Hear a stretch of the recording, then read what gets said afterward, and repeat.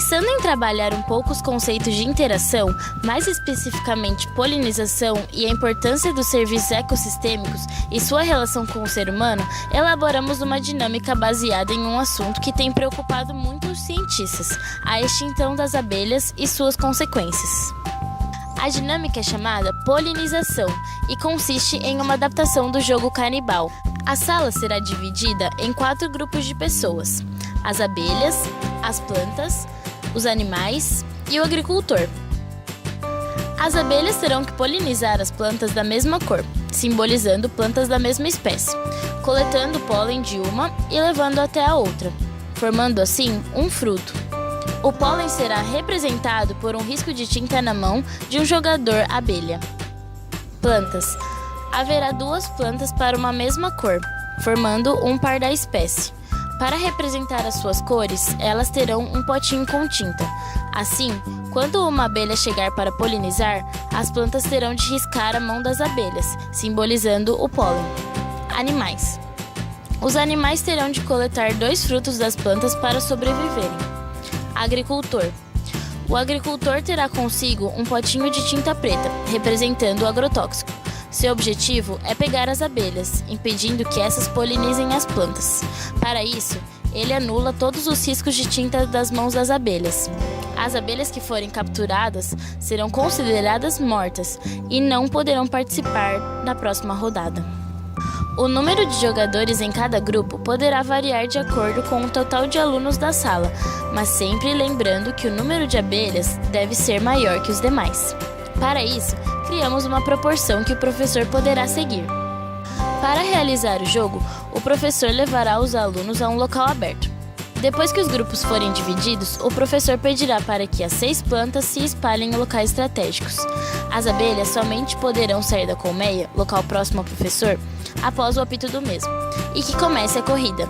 As abelhas terão cerca de 5 minutos para polinizarem apenas um fruto, o que só será possível quando conseguirem 2 riscos na mão de uma mesma cor. Por exemplo, uma abelha chega na planta azul, coleta o pólen e recebe o risco em sua mão. Depois, ela corre para outra planta e descobre que esta era da mesma espécie, ou seja, da mesma cor, conseguindo assim gerar um fruto. Após cerca de 2 minutos do início do jogo, o agricultor sai. A partir de então, as abelhas estão em risco, já que o agricultor terá de persegui-las, a fim de borrifar agrotóxico nelas. Aquelas que forem atingidas pelo agrotóxico morrerão, não participando da próxima rodada. Por exemplo, uma abelha que coletou o pólen de uma flor roxa e, ao tentar ir para outra flor, foi pega pelo agrotóxico, automaticamente morrerá. Passados os minutos, as abelhas voltam para a colmeia e os frutos gerados permanecem nas plantas que foram efetivamente polinizadas. Somente então, os animais poderão sair de suas tocas, ninhos, à procura de seus frutos, sendo que cada um deles precisa de 2 frutos para se manter vivo. Aqueles que conseguirem menos que isso não poderão participar da próxima rodada. Após a primeira rodada, o professor criaria uma tabela contendo o número de frutos gerados, o número de abelhas restantes e os animais sobreviventes. A próxima rodada começará com os valores da rodada anterior, e o jogo termina quando todos os animais morrerem. Vamos agora para um exemplo de tabela feita pelo professor após algumas rodadas.